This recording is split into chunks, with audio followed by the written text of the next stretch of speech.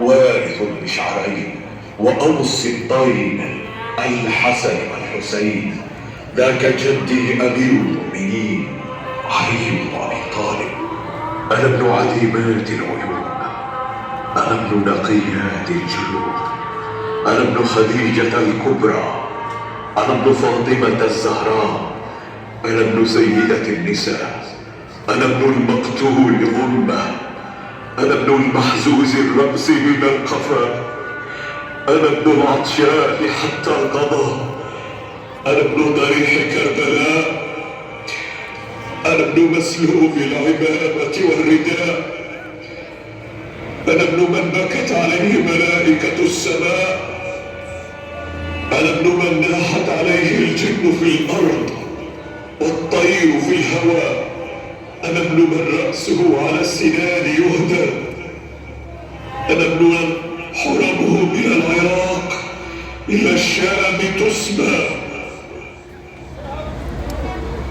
فلم يزل يقول أنا حتى ضج الناس بالبكاء والنعيم، وخشي يزيد الفتنة فقال للمؤذن أذن ليقطع علي كلامه، فقام المؤذن وقال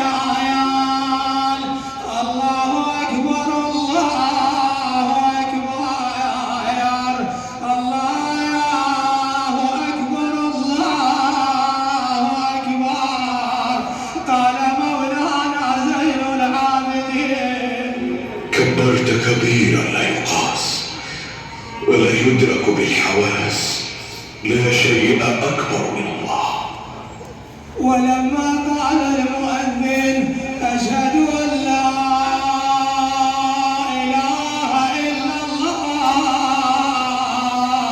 أشهد أن لا إله إلا الله، قال مولانا زين العابدين شهد بها شعري وبشري ولحمي ودمي ومخي وعظمي.